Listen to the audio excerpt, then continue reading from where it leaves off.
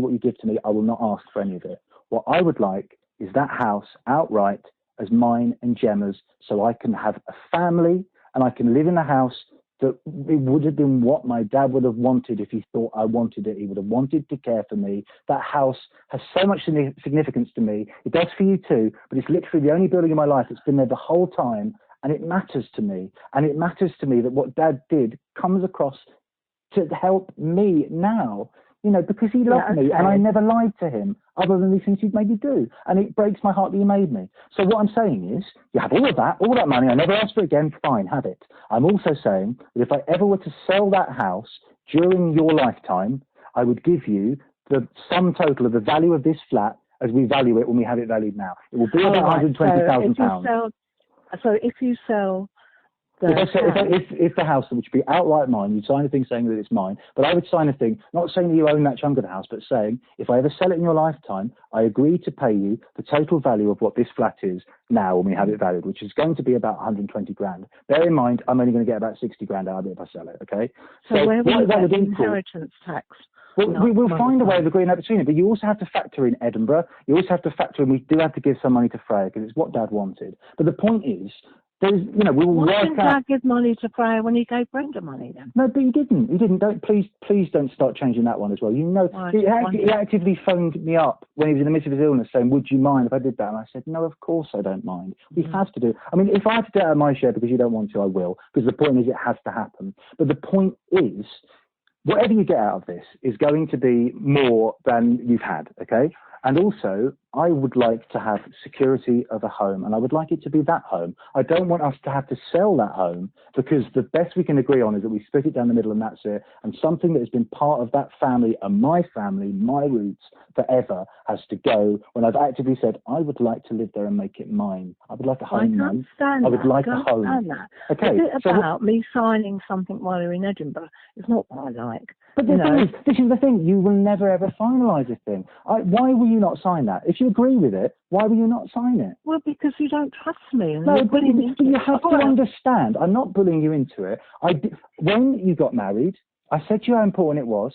I didn't tell him. When all those things that were going on happened, I didn't tell him. I did what you asked of me, Mum. I've done a lot for you as well. Okay. So you've got to understand that I did those things. But you have to also understand that I have no security right now, and legally I've not got a leg to stand on if you don't sign anything. And the point is, I don't want that house to then be sold because Michelle suddenly inherits half of it, and it has to be. She wouldn't do that anyway. You can't say what she would or wouldn't do. The point is, legally, it would be that way, and anything could happen. And Dad would not want that. I've specifically told you what he said, and you know what he would want, at least deep down. So what I'm saying, I know that but just come on. I'm asking as someone who is your son and has never ever gone against what you asked me to do, ever. And I kept those secrets for Dad's life, and it meant that I could never finalise it. I'm saying... Let me get my head around this, okay? But what I'm saying is... No, I'm not shouting, Mum.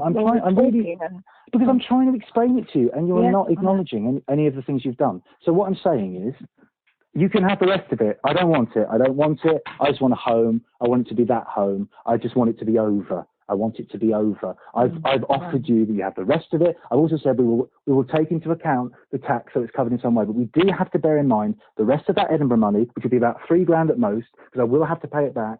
And also that we give something to Freya. That has to be considered as part of it. Because both of those things are things that Dad wanted. Dad wouldn't have wanted me to be in a situation where I couldn't do Edinburgh. He was going to give me the money. Well, no, we should have sorted that out. But we didn't, because like you said, we were trying to look after him. We did the best. Don't blame me for that. I did my best. You know I did. You really know I did. We've raised over half of the amount. It's not going to be a lot of money, but it has to be accounted. When you bear in mind, I'm only going to get 60 grand, you're going to get over 100 grand out of this directly. And if I ever sell the house in your lifetime, you'd have the value of this flat as well. So you'd end up with the equivalent of half of what probate has said the house is worth, 420,000. It's going to be about half, isn't it? So it's going to be about 200,000 or whatever it is. So, but it means that I have security. I know it's done. I don't have to expect you to do anything else with the money or ask you to do anything else with the money. It's up to you. But ultimately, despite all the things that happened, it's been honoured in some way. Dad has got what he would want, which is ultimately we both, as you say, are okay. But there isn't this battle, and I have a home.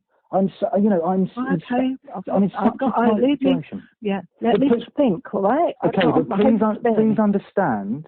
Just as I say, I know Dad died, but he gave it to us. He gave it. So you also could have given it to me. You could have done. I know you won't, but you could do. So this. What, the house? Yeah, because you have a house, and because you're my parent, but you don't seem to. I know. You're not doing that. I'm saying you could ultimately have half of the value if you want. But I just want that house, and then we see where we go, because we have to finalise money stuff, or it will always be this.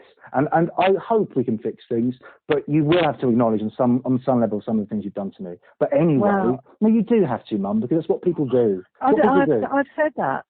Yeah, okay, I don't know what happened happened between us. But I don't know, but don't blame me for it, because I'm not. But please don't, because throughout Dad's life, throughout my life, I did nothing to make it bad for you. Right. And I went to all these private therapy sessions, keeping it to myself, carrying the guilt, carrying the pain that wasn't mine. Okay, and it hurts more than anything to be in a situation where I feel like you're actually actively making it worse. I didn't think it was possible. It's happening. It's horrible. Oh, well, it shouldn't be. Well, I know it shouldn't be. I feel pretty crap. Yeah, I know you do, but that's all you ever do is say, what about me? What about me? What about me? No, and I go back to, what about that child putting things against his bedroom door in his childhood? You said that was years ago. I only get one childhood. You compromised it quite heavily. Do something for the good now. It sort of worked out because... No, okay, you know your mum treated you terribly. You know it was horrible. You knew it was psychological torture. You did it too to me, so acknowledge it. Because, as I said to you, in the first 5 years of my life, you were already having an affair. Not all of them. No, not all of them, but can you admit to me you were? Because you were. Of course you were. I saw the rest of these guys. I was there. So there we go. So maybe consider that you didn't really do things right by Dad anyway, and yet he still gave her this stuff, but he didn't know how you mistreated me. And if he'd known, he would have protected me from it, because that's what he would have done. He would have had no idea. So what I'm saying to you is this could be over. I'm not being greedy. I'm just asking for something that I don't have no capacity to have, and I specifically want it to be that house because it was my dad's. Because it was my dad's. I don't want to sell it and have someone else live in it when it could be mine and my children could live in it. And you care about that because you really don't seem to. Think about that. My children, my life. No, but stop. Now you have to do something for me. I'll leave it at that. But please understand, I want it to be sorted in one way or another, something more secure before I go away. Because otherwise... And you're going away on Tuesday? A week Tuesday. But the point is, if we agree on something, if we sign something, we don't have to sign it together. It can be drawn up. You can go and do it. But I have to have some security, Mum, because right now, anything can happen.